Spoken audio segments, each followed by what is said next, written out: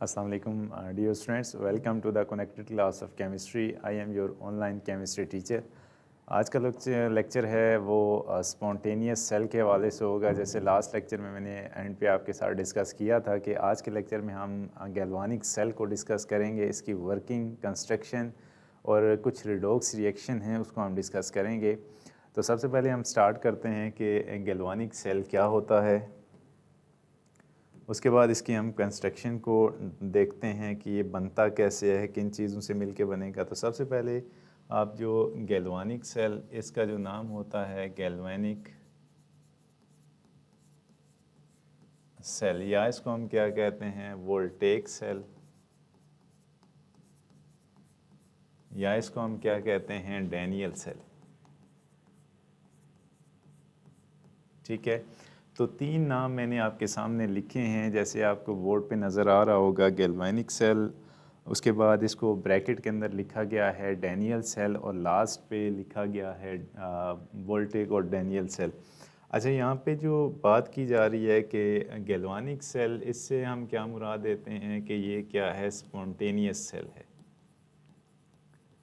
Spontaneous cell, spontaneous mean के required no outer energy, required no external source of energy. ऐसे reactions जिसमें external source use नहीं होता उसको हम क्या कहते हैं, स्पॉन्टेनियस। ठीक है, उसके बाद हम वोल्टेक क्यों इसको कहते हैं, क्योंकि इसको जो डिस्कवर किया था, डिस्कवरी किसकी थी, डिस्कवरी वो थी अलेक्जेंड्रो वोल्टा। ठीक है, वोल्टा, तो इसको हम क्या कहते हैं, वोल्टेक सेल। डैनियल सेल हम किसे कहते हैं, जो सबसे पहले फर्स्ट कंस्ट्रक्शन थी, first construction of this cell, जो सबसे पहले जिसने ये सेल बनाया था वो कौन था, उसका नाम डैनियल था, फ्रेडरिक डैनियल। तो इनके साथ हम इन सेल्स को नाम देते हैं। सबसे पहले बाज़ जगहों पे या बाज़ लिटरेचर में इसको लिखा जाता है galvanic cell, galvanic cell, spontaneous. Voltaic cell हम क्यों लिखते हैं, because of this name Alessandro Volta, इसने इसको डिस्कवर किया था फर्स्ट ऑफ ऑल। उसके बाद डैनियल सेल क्यों कहते हैं कि फ्रेडरिक डैनियल ने इसको फर्स्ट टाइम कंस्ट्रक्ट किया था। तो ये तीन नाम आपको पता होने चाहिए कि इनको हम गैल्वानिक, वोल्टिक या डैनियल सेल क्यों कहते हैं। उसके बाद अगर हम इसकी डेफिनेशन लिखते हैं तो पहले भी मैंने आपको ये डेफिनेशन बताई थी कि ऐसा cell, such type of cell that converts chemical energy into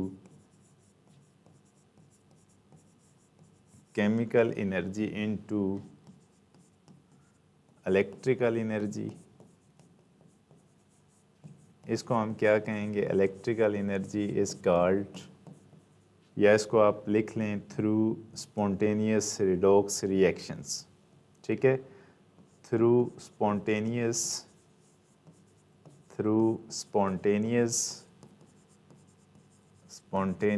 redox reactions. ठीक है, इस सेल को हम क्या नाम देंगे, इज कॉल्ड, सेल जो होगा इज कॉल्ड गैल्वेनिक सेल और डैनियल सेल। ठीक है, ये तीन बातें और चौथी मैंने डेफिनेशन आपके साथ डिस्कस की है। यहाँ पे अगर आपको कोई प्रॉब्लम है तो आप मुझे बताएंगे। उसके बाद हम जाएंगे सेल की कंस्ट्रक्शन की तरफ के सेल जो है कंस्ट्रक्ट कैसे होता है और फर्स्ट जो सेल था उसमें कौन से इलेक्ट्रोड्स यूज़ किए गए थे। ठीक है,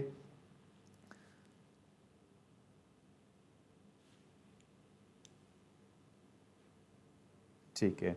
अच्छा, उसके बाद जो है मैं आपके क्वेश्चंस की तरफ आऊँगा। अभी थोड़ा सा हम आगे चल लेते हैं। उसके बाद है कंस्ट्रक्शन। कंस्ट्रक्शन मीन के ये कितने पार्ट्स के ऊपर मुश्तमिल होता है। उसके बाद इसकी वर्किंग की तरफ जाएंगे।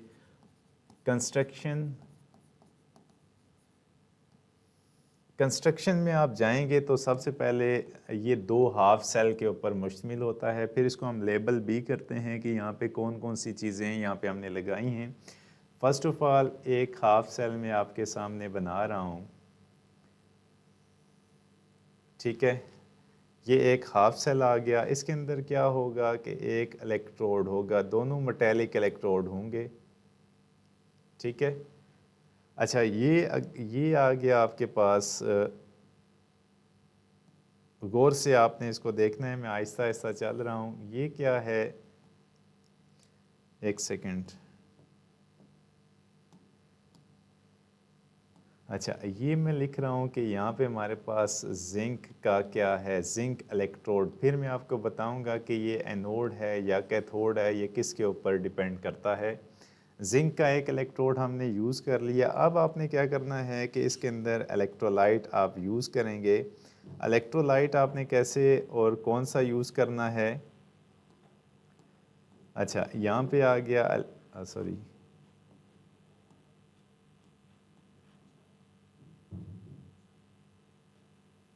ठीक है, ये ब्लू में मैं यूज़ कर रहा हूँ इलेक्ट्रोलाइट। अब आपने इस केस में याद रखना है कि जो इलेक्ट्रोलाइट आएगा इन दिस केस वो कौन सा होगा कि आप जैसे डिप कर रहे हैं जिंक को, जिंक इलेक्ट्रोड इस सॉल्यूशन में डिप होगा तो उसकी मोलैरिटी कितनी होनी चाहिए, 1 molar, 1 molar zinc sulphate solution.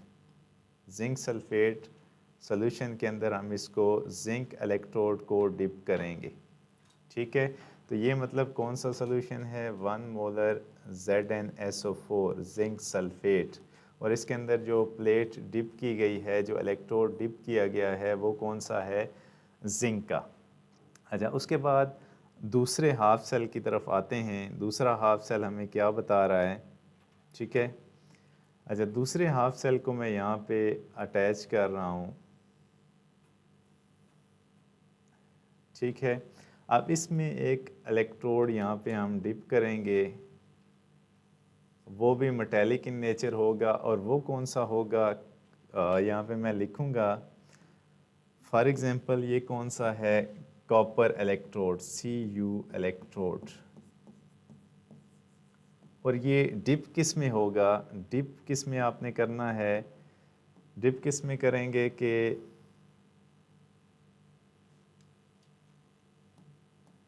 Dip आपने करना है 1 मोलर कॉपर सल्फेट सॉल्यूशन। इसकी मोलैरिटी दोनों केसेस में क्या होनी चाहिए, 1 होनी चाहिए। ये आप याद भी रखेंगे कि अगर इस तरह का कोई MCQs आ जाता है तो आपको याद होना चाहिए कि मोलैरिटी कितनी होगी, जो कि इलेक्ट्रोड यहाँ पे डिप होगा तो 1 मोलर कॉपर सल्फेट, जैसा इलेक्ट्रोड होगा वैसे ही आपने सोल्यूशन यूज़ करना है। ये क्या हो जाएगा, 1 मोलर कॉपर सल्फेट। ये क्या है, इलेक्ट्रोलाइट हम यूज़ करेंगे, केमिकल हम यहाँ पे यूज़ करेंगे, जिसकी मोलैरिटी कितनी होगी ये आपके सामने मौजूद है। और ये जो इलेक्ट्रोड है वो किसका है, कॉपर का। यहाँ पे आप बैटरी यूज़ नहीं करेंगे, यहाँ पे आपने क्या यूज़ करना है, यहाँ पे आप यूज़ क्या करेंगे, इनको आपने कनेक्ट करना है थ्रू वोल्ट मीटर, ठीक है। यहाँ पे मैं एक बॉक्स भी बनाऊंगा जिसको हम क्या लिखेंगे, वोल्ट मीटर, या आप सर्कल ड्रा कर सकते हैं या बॉक्स बना सकते हैं। इसमें यहाँ पे मैं एरो लगा रहा हूँ कि जो रीडिंग है वो वोल्ट मीटर की किससे होगी, एरो के साथ, ठीक है, ठीक है। और इसको हम लेबल कैसे करेंगे, ये आपने अभी मेरे साथ साथ चलना है। ये क्या है, वोल्ट मीटर। और वोल्ट मीटर का पर्पस क्या होता है कि ये पोटेंशियल डिफरेंस को मेजर करता है बिटवीन 2 पॉइंट्स। हम किस लिए यूज़ करते हैं, पोटेंशियल डिफरेंस को मेजर करने के लिए। बेसिकली ये करंट को बताएगा कि अगर पोटेंशियल डिफरेंस 2 पॉइंट के दरमियान क्रिएट हो जाता है तो वहाँ से करंट प्रोसीड होना शुरू हो जाता है, ठीक है। उसके बाद एक और चीज़ आपने यहाँ पे ड्रा करनी है, वो क्या है, वो कौन सी चीज़ होगी, वो यहाँ पे एक साल्ट ब्रिज है, ठीक है। यहाँ पे एक साल्ट ब्रिज होगा जो यहाँ पे एज अ दोबारा से मैं बनाऊंगा इसको। इस लिक्विड के अंदर वो डिप होना चाहिए दोनों साइडों से, ठीक है। कुछ प्रॉब्लम आ रही है यहाँ पे,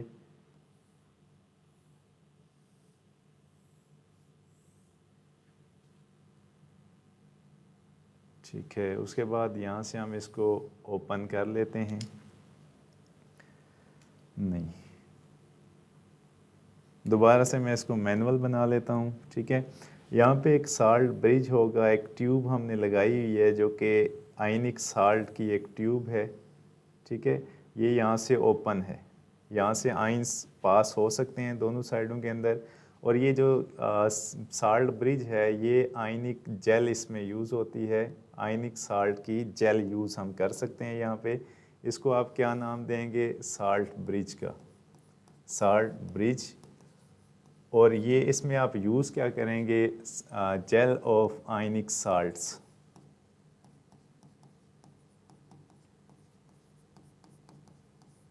ठीक है। अब ये आपके सामने एक क्या बना हुआ है, एक जो है वो एक गैल्वानिक सेल की एक डायग्राम आपके सामने बनी हुई है। इसको आप ज़रा अंडरस्टैंड करेंगे। उसके बाद इलेक्ट्रॉन्स की मूवमेंट कैसे होगी, किसको हम एनोड कहेंगे, किसको हम कैथोड कहेंगे, ये मैंने आपके सामने अभी तक कोई भी डिस्कशन नहीं की। ये ऐसे ट्यूब है जो कि यहाँ से फिल होगी, ठीक है, जेल के साथ, और आइंस मूव करेंगे, ठीक है। अब यहाँ पे आपने कितनी चीज़ें देखी हैं जो कि आपके सामने हैं, और यहाँ पे आप नोट कर लें कि ये क्या है। यहाँ पे KCl, पॉजिटिव और नेगेटिव आइंस यहाँ पे मौजूद हैं। अब यहाँ पे एक और चीज़ जो है जो आपने सीखनी है कि इलेक्ट्रॉन्स कैसे मूव करेंगे। जिंक जो है ये मोर एक्टिव होता है एज़ कंपेयर टू कॉपर।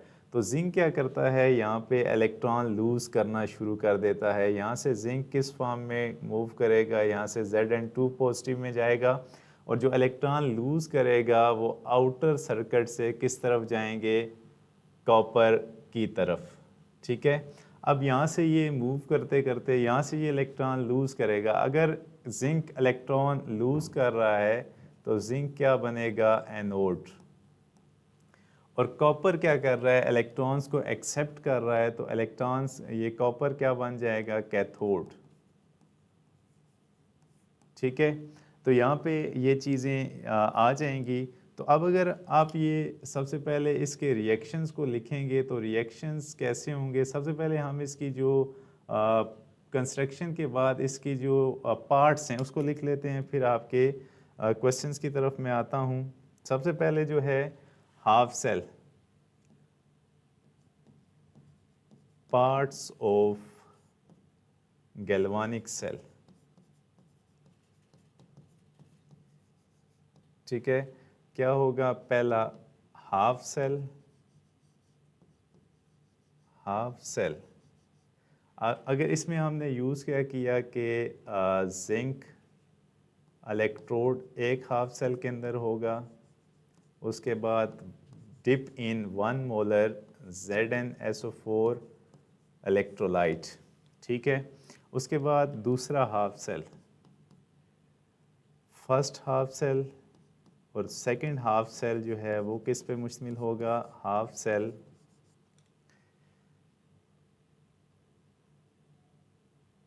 ठीक है। अब दूसरा हाफ सेल में हमने क्या यूज़ किया? कॉपर इलेक्ट्रोड, और ये किस में डिप होगा? 1 मोलर CuSO4 सॉल्यूशन के अंदर, ठीक है। अब उसके बाद आगे चलें तो नेक्स्ट क्या है? Point number 3, salt bridge. Salt bridge क्या काम करता है? किस पे कंसिस्ट होगा कि इसमें जेल मौजूद होती है, जेल ऑफ आयनिक साल्ट्स, ठीक है। और ये क्या काम करता है? फर्स्ट ऑफ ऑल इसके जो फंक्शंस हैं वो पेपर में पूछे जाते हैं कि what is the function of, या what are the functions of salt bridge. तो यहाँ पे आप क्या लिखेंगे कि इसके फंक्शन क्या हैं कि it connects to half cells, It connects two half cells.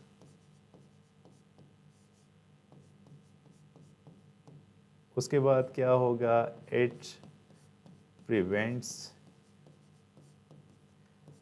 imbalancement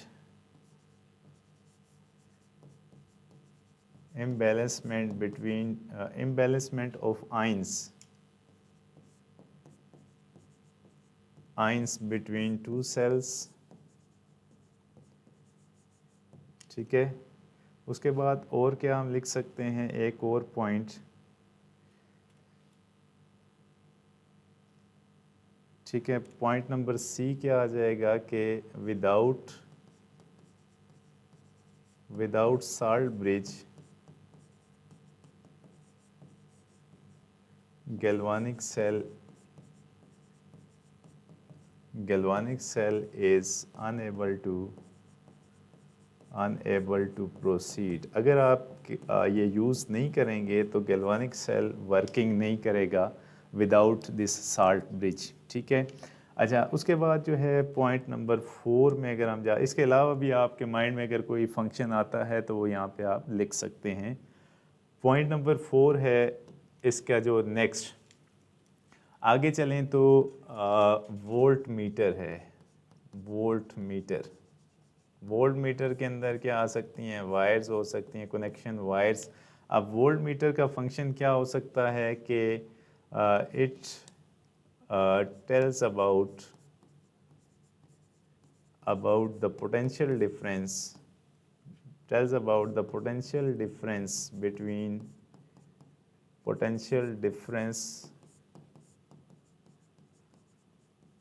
between two half cells.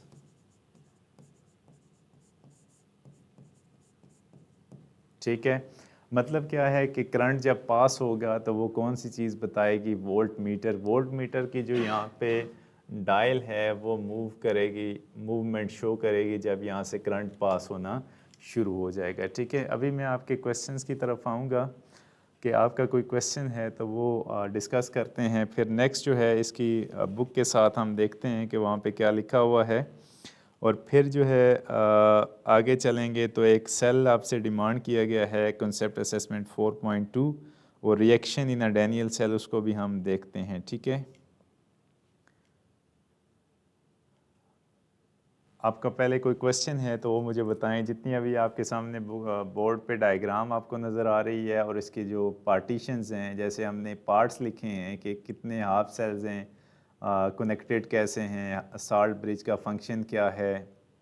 ठीक है, अच्छा यहाँ पे जो शॉर्ट क्वेश्चन है जो रिपीट होता है वो भी आप नोट करें कि ये what is a function of salt bridge, what is function of salt bridge. तो आपने एक फंक्शन यहाँ पे लिखने हैं साल्ट ब्रिज के, ये इम्पोर्टेंट शॉर्ट क्वेश्चन है यहाँ पे, और साथ में इसकी जो डायग्राम है वो आपको आनी चाहिए, डायग्राम, और इसकी जो कंस्ट्रक्शन है, कंस्ट्रक्शन मीन के हर पार्ट का नाम आपको ज़ुबानी आना चाहिए। तो यहाँ पे हमने जो बात सीखी वो आपके सामने है। अब हम नेक्स्ट जाते हैं कि बुक की तरफ, तो उस पर क्या क्या चीज़ें मेंशन हैं, और फिर उसके बाद कॉन्सेप्ट असेसमेंट है एक्सरसाइज 4.2 जिसमें हम सिल्वर और जिंक का इलेक्ट्रोड यूज़ करेंगे।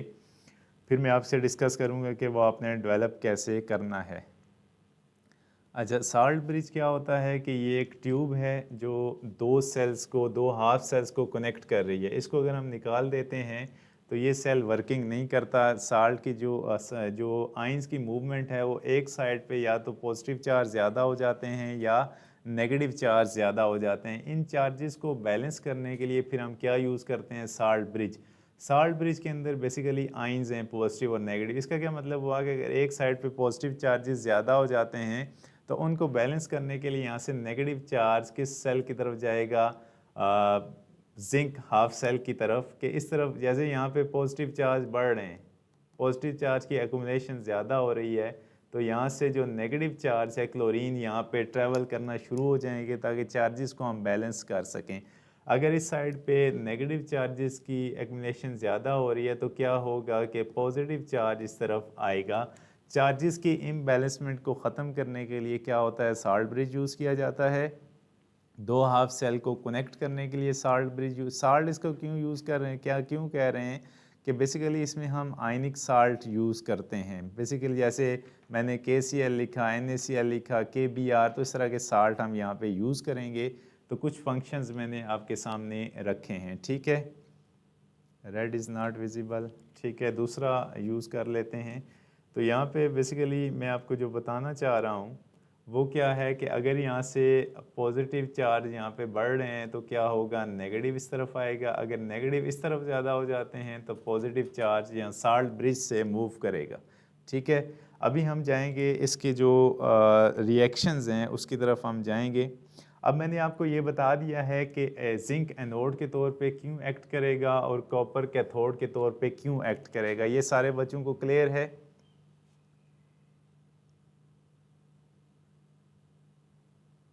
ठीक है।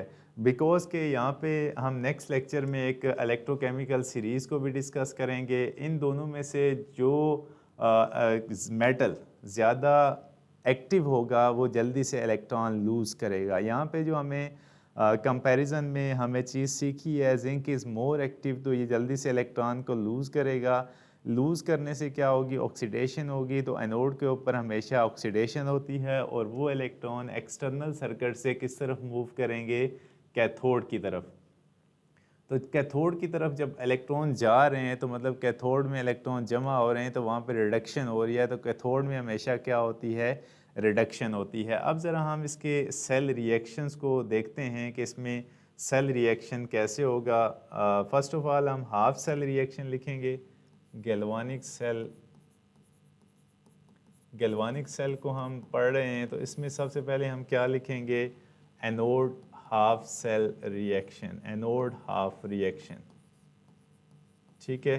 तो इसमें क्या होगा कि जो आपकी बुक के ऊपर लिखा हुआ है वो बातें मैंने डिस्कस की हैं कि जिंक जो है वो मोर एक्टिव है। तो क्या करता है, जिंक इलेक्ट्रॉन लूज़ करके किस में चला जाता है, Zn2 पॉजिटिव के अंदर, और साथ में ये दो इलेक्ट्रॉन लूज़ करेगा। अब कॉपर जो है वो क्या करेगा, इलेक्ट्रॉन लूज़ करने के बजाय इलेक्ट्रॉन गेन करेगा, कैथोड हाफ रिएक्शन। क्योंकि कॉपर के आइंस भी मौजूद हैं सेल के अंदर, हाफ सेल के अंदर, तो ये क्या करेंगे,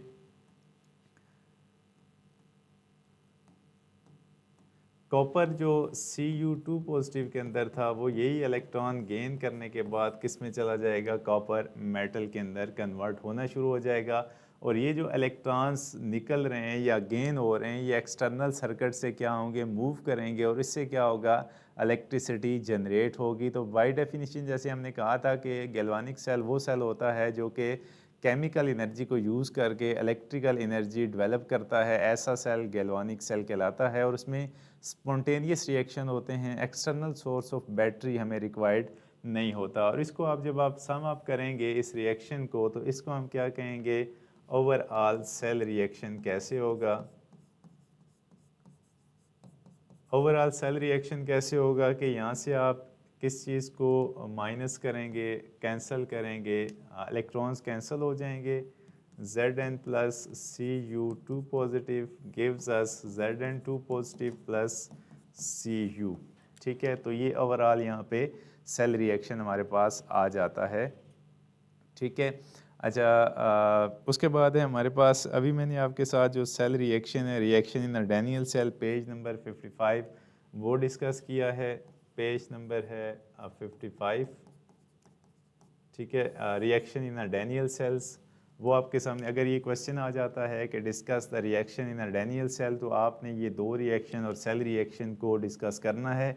और साथ में आपकी कुछ वर्डिंग भी होनी चाहिए, जैसे मैंने आपको साथ साथ में बोल भी रहा होता हूँ कि Zn जो है वो मोर एक्टिव होता है और ये इलेक्ट्रॉन लूज़ करके एज आ एनोड एक्ट कर रहा होता है। और ये इलेक्ट्रॉन कहाँ से मूव करते हैं, एक्सटर्नल सर्किट से, वोल्ट मीटर से पास होके कहाँ जा रहे होते हैं, कैथोड की तरफ। अब कैथोड किस चीज़ का है, कॉपर का है।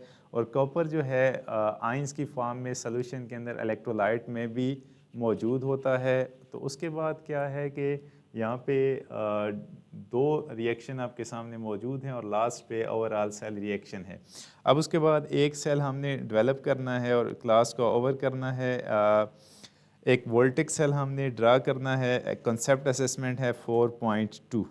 ठीक है, यहाँ तक आपका कोई क्वेश्चन है तो हम आगे चलते हैं।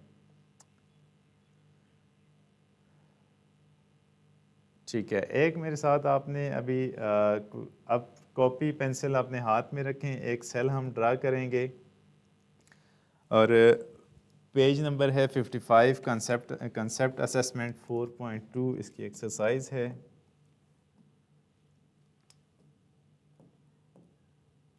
एक्सरसाइज है 4.2 और ये आपका पेज है 55। हमने एक सेल कंस्ट्रक्ट करना है जिसमें हमने सिल्वर और जिंक के इलेक्ट्रोड यूज़ करने हैं। तो सबसे पहले हम स्टार्ट करते हैं 2 हाफ सेल से। आप भी अपनी कॉपी पेंसिल साथ रखें और इसको ड्रा करते जाएं। एक हाफ सेल पहले आपने ड्रा करना है और इसमें आप एक इलेक्ट्रोड यूज़ करेंगे जो कि जिंक का होगा। ठीक है, जिंक इलेक्ट्रोड आ गया। उसके बाद आप क्या करेंगे कि इसमें जो इलेक्ट्रोलाइट है उसने क्या कहा हुआ है कि इलेक्ट्रोलाइट आपने कौन सा यूज़ करना है। जिंक है तो 1 मोलर जिंक सल्फेट, सिल्वर है तो 1 मोलर सिल्वर सल्फेट का आपने सोल्यूशन यूज़ करना है। ठीक है, तो यहाँ पे आप लिखेंगे कि आप कौन सा यूज़ कर रहे हैं, 1 मोलर जिंक सल्फेट क्या आ जाएगा, इलेक्ट्रोलाइट, और ये जो इलेक्ट्रोड है वो क्या हो जाएगा, जिंक इलेक्ट्रोड। ठीक है, और उसमें जो यहाँ पे आप लिखेंगे कि यहाँ पे आइंस कौन से हैं, Zn2 पॉजिटिव और SO4 2 नेगेटिव मौजूद हैं। अब दूसरे हाफ सेल की तरफ आते हैं। यहाँ तक आपका कोई क्वेश्चन है तो मुझे बताएंगे ताकि हम साथ साथ क्लियर करते जाएं। ठीक है, उसके बाद हम दूसरे हाफ सेल की तरफ जाते हैं। पहला हाफ सेल हमने ड्रा कर लिया है, अब दूसरे हाफ सेल की तरफ हम जाएंगे।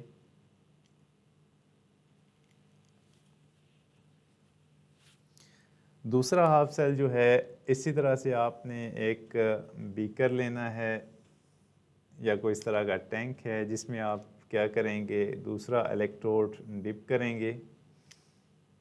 ठीक है, और ये किसके अंदर डिप होगा, 1 मोलर सिल्वर सल्फेट सॉल्यूशन के अंदर ये डिप होगा।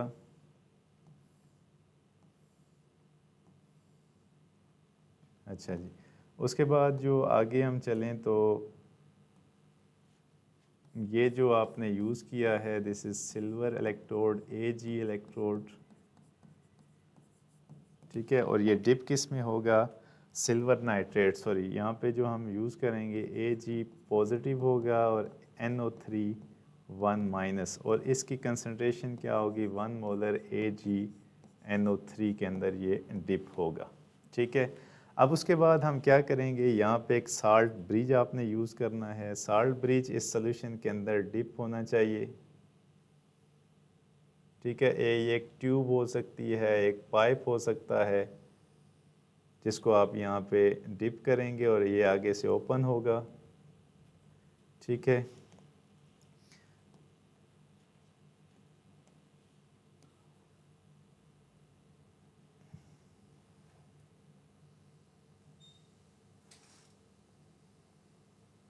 ठीक है, तो इसमें आइंस आपने कौन से यूज़ करने हैं। फॉर एग्ज़ाम्पल आप KBr यूज़ कर रहे हो, K पॉजिटिव और Br नेगेटिव। साल्ट ब्रिज हो गया ये, साल्ट ब्रिज।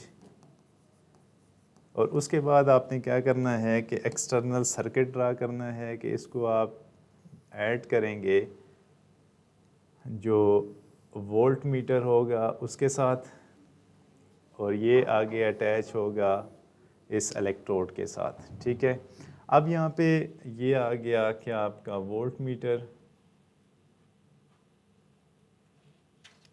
ठीक है, अब यहाँ पे आपने वो पूछ रहा है कि आपने यहाँ पे इलेक्ट्रॉन्स की मूवमेंट को शो करना है कि इलेक्ट्रॉन किस तरफ जा रहा है। साथ में वो आपको हिंट बता रहा है कि यहाँ पे Zn is more active, Zn is more active. तो इसका क्या मतलब हुआ कि Zn जो है वो 2 इलेक्ट्रॉन लूज़ करेगा तो किस में कन्वर्ट हो जाएगा, Zn2 पॉजिटिव प्लस 2 इलेक्ट्रॉन, तो Zn क्या बन जाएगा, जिंक एनोड। ठीक है। तो इसका मतलब है कि जिंक एनोड हो गया और इलेक्ट्रॉन यहाँ से निकल के किस तरफ जाएंगे, through external circuit copper zinc से निकलेंगे और सिल्वर की तरफ मूव करते जाएंगे। और उसके बाद आगे देखें तो जो कैथोड रिएक्शन होगा, कैथोड के ऊपर क्या हो जाएगा, जो सिल्वर है, सिल्वर क्या बन जाएगा, कैथोड। ठीक है। तो यहाँ पे Ag1 पॉजिटिव है, तो यहाँ पे ये एक इलेक्ट्रॉन गेन करने के बाद किस में चला जाएगा, सिल्वर के अंदर। इसको आप बैलेंस करेंगे, बैलेंस कैसे करेंगे कि इसको भी 2 के साथ मल्टीप्लाई हो जाएगा, ये भी 2 और ये भी 2। इलेक्ट्रॉन्स को आप बैलेंस करेंगे, उसके बाद क्या होगा, सेल रिएक्शन होगा, ये दो इलेक्ट्रॉन कैंसिल हो जाएंगे। तो लास्ट पे क्या बचेगा, Zn plus 2Ag positive gives us Zn2 positive plus 2Ag। ठीक है। तो ये लास्ट पे आपका ये जो सेल्फ असेसमेंट है वो इस तरह से कंप्लीट हो जाती है। ये मोस्ट इम्पोर्टेंट हैं डायग्राम के हवाले से। ठीक है। तो आपने ये चीज़ें सारी करनी है। अभी आपका कोई क्वेश्चन है तो आप मुझे बता सकते हैं। एक्सटर्नल सर्किट, ठीक है। एक्सटर्नल सर्किट क्या है कि इन दो हाफ सेल को हमने वायर्स के थ्रू इस वोल्ट मीटर से कनेक्ट किया हुआ है। ये सारा पोर्शन जो है इसको हम क्या कह रहे हैं, this is external circuit. External circuit. अब उसने पूछा है कि आपने इलेक्ट्रॉन की मूवमेंट को एक्सटर्नल सर्किट में शो करना है कि इलेक्ट्रॉन किस इलेक्ट्रोड से किस इलेक्ट्रोड की तरफ जा रहे हैं। तो यहाँ पे जो इलेक्ट्रोड है एनोड वो जिंक है, जिंक इलेक्ट्रॉन छोड़ रहा है, तो इलेक्ट्रॉन किस तरफ जाएंगे, वोल्ट मीटर से पास होके सिल्वर की तरफ जा रहे हैं। तो यही जब इलेक्ट्रॉन की मूवमेंट हमें बताती है कि कौन सा इलेक्ट्रोड एनोड के तौर पे होगा और कौन सा इलेक्ट्रोड कैथोड के तौर पे एक्ट करेगा। ठीक है। अभी आपकी क्लास का टाइम हो चुका है। हमने जो आज के लेक्चर में चीज़ें डिस्कस करनी थी वो कंप्लीटेड हैं। नेक्स्ट लेक्चर में हम इलेक्ट्रोकेमिकल सीरीज़ को स्टार्ट करेंगे। और आज का जो लेक्चर था या आज का जो डे था वो आपकी छुट्टियों से पहले पहले आखिरी दिन है ऑनलाइन क्लासेस का। लेकिन ये ना समझिएगा कि ऑनलाइन क्लासेस यहाँ पे एंड हो चुकी हैं। इंशाल्लाह अगस्त में हम दोबारा यहीं से स्टार्ट करेंगे और कोर्स कवर करने के बाद आपके लिए क्रैश सीरीज़ और पीबीए का भी सेशन होगा। ठीक है। अभी तमाम बच्चों से मैं इजाज़त चाहूँगा, अपनी छुट्टियों को एंजॉय करें और साथ साथ जो है वो अपनी जो क्लासेस हैं, जो आपका होमवर्क है, उसको भी आप अच्छे तरीके से कंप्लीट करें। ठीक है। अल्लाह हाफिज़।